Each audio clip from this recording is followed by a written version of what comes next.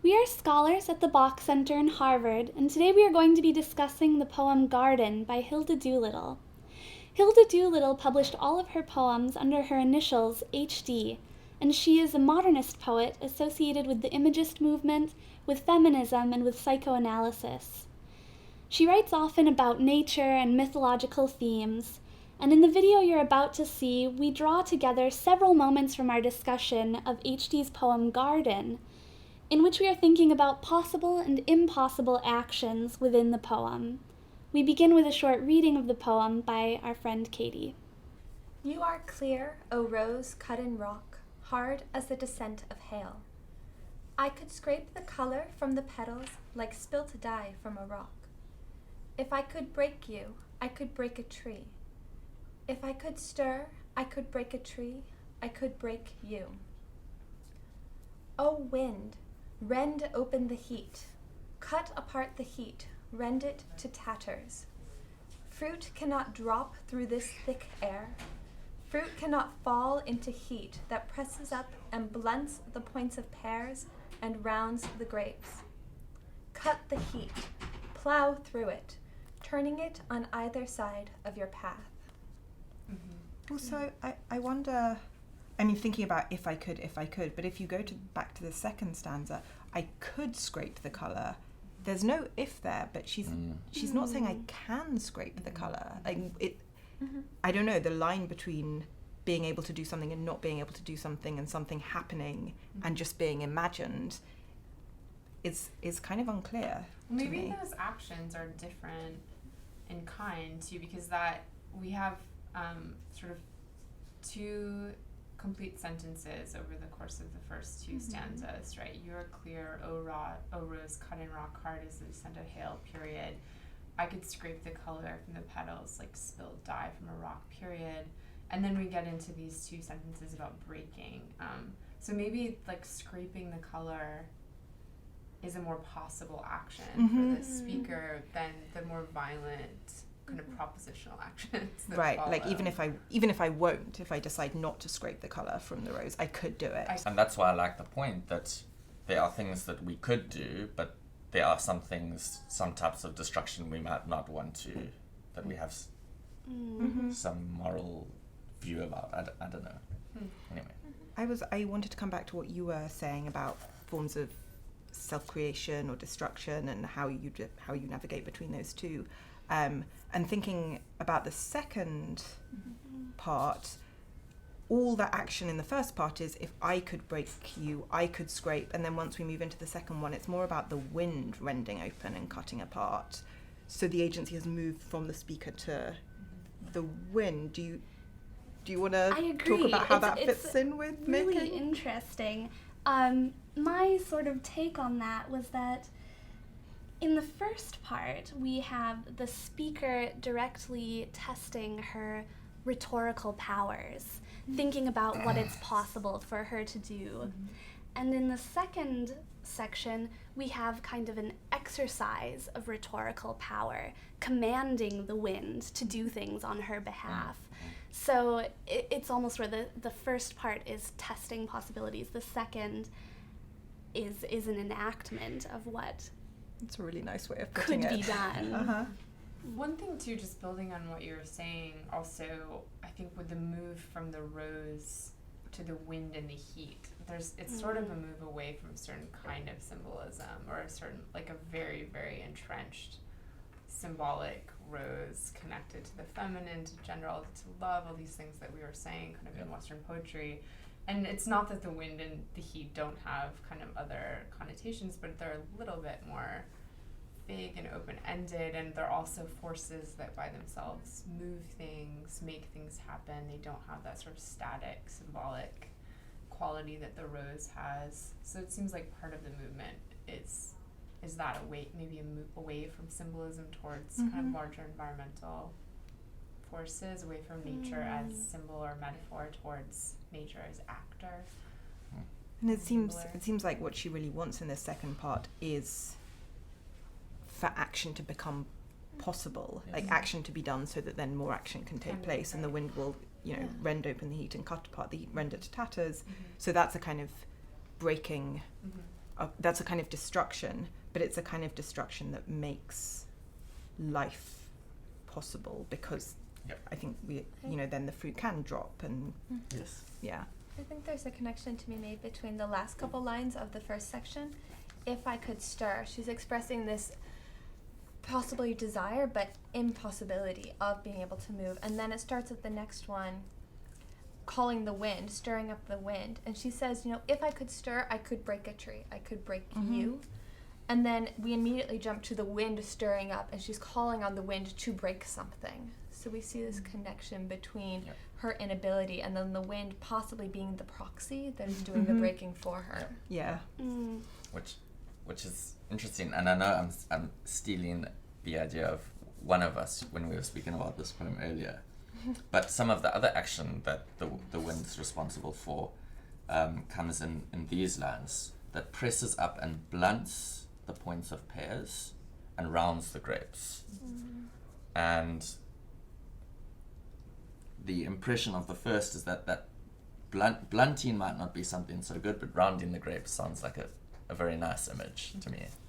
I mean, blunting is generally not good if we want to make a blanket statement about it. But if you think about a pear, the top of a pear is not a point, it is a little bit Yes. blunted. So Yes. actually I don't see blunting and rounding as Yes. opposed here. I see Yes. them both as bringing the fruit into its true being, Into like its making true the pear form, and the into its grapes true what form. they Yep. are. But that in itself is strange to me, because if its heat is pressing up and blunting the points of pears and rounding the grapes, heat is actually doing good work here. Yep. So why you would want the wind to come along and cut it and rend it, I don't know that I have an answer to that.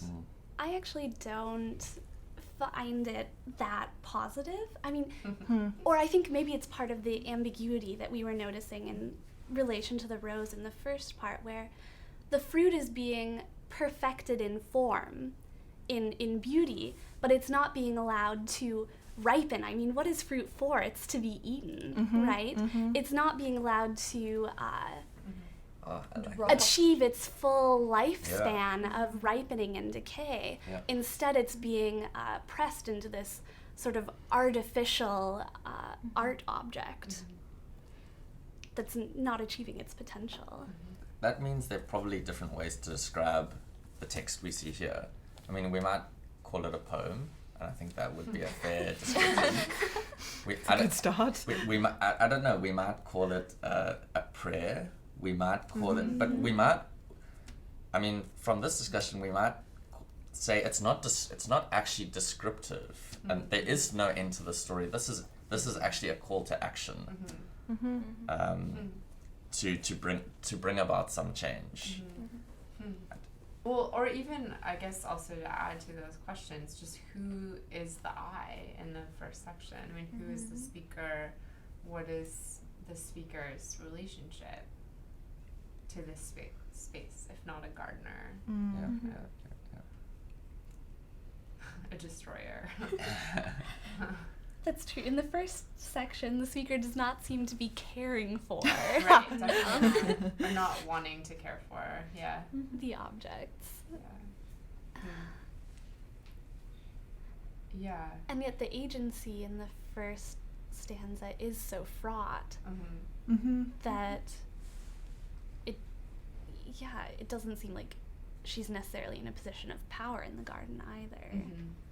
Not like someone who has responsibility for it. Right, because the O rose cut in rock. Is there a cutter in this situation? Has someone else cut the rose in rock? Given that roses are usually tended in a garden, and what's the relation between the speaker and this figure of crystallization or trapping that wants to cut a rose in rock, or to make a rose so static? Yeah. And then there does, in the next stanza, there seems to be some kind of tension, if I'm running with this idea of the cutter of the rose, between this person who wants to cut the rose and the speaker who wants to scrape the colour away and presumably do some kind of damage to that earlier work. Especially maybe we could think about it as it's a stifling place for the things that are in the garden, for the things that belong in the garden, like a rose or like fruit. We're getting the perspective of sort of the growing things, or the things that should be growing, rather than the perspective of someone wandering through Right. and enjoying the garden. Yeah, because of course the things growing or failing to grow in the garden are the things that are actually trapped there, whereas the person, you know, can come and go, and for them a garden can be a respite from the city or from the house or whatever. Exactly. I wonder if it is more in the history of like garden poems written from the male perspective, to have, you know, the garden is a place you go to To and enjoy. then leave. Yeah. You're always going back to like your study Yes, yes, yes. Yeah. and writing Right. more poems or something. So, so just bringing us back maybe to this question about the agricultural work that the poem is doing, I wonder if we could just talk a little bit more about what that means for the poem as a poem, and kind of what kinds of work we see maybe this H.G.'s garden fantasizing about the possibilities for poetry. Is poetry a symbolic art? Is it a productive art? Is it something that makes something else in the world? Does it just recycle materials? So you mean Yes, thank you. because the poem begins with a kind of static garden and seems to be moving towards a kind of agricultural model of nature? Like Right, what does that Yeah, if what a does poem that mean can do that, aesthetically? Yeah, what would that then mean what is for poetry Yeah. for? Yeah. Good question. My first reaction is that I think that the rose could be one image of the rock rose as one particular version of the poetic tradition, an object that is beautiful and also pure and hard, but not exactly active. And in the second section, we have an idea about art if we think of what the Conjuring of the Wind is doing as like as what a poem should be doing. We see a version of the poem that is allowing things to live, allowing things to develop and be what they could be. So achieving further freedom, maybe. I wonder as well whether, if you think about who enjoys a garden, maybe it's a public garden, in which case a fairly wide range of people, but if it's a private garden, then it's very limited. Like, and I wonder whether there's something in that about the kind of poems that, you know, some modernist poets were thinking about as requiring a lot of knowledge that you have to have before you read and understand the poem, as opposed to a kind of agricultural model of poetry, because a farm, let's say, actually does, its reach is much greater. It's not just the people who are working on the farm, but what's produced by the farm then goes out into the world. And I wonder if this is a kind of call for poetry that has that kind of wider applicability or some kind of social force, rather than just being an image to be admired by a small number of people who have extremely good taste. Right, or a move from the kind of imagist, the sort of dense kind of concentration of imagist poetry, to something like open form poetry. Later in modernism, with Robert Duncan, who's obsessed with HD, I think he sees that in her work, what you were just identifying. Interesting. It seems like it almost could be almost an indictment of the sort of elitist poetry, static thing, and then saying, you know, open it up, cut through it, and make it more available to everyone.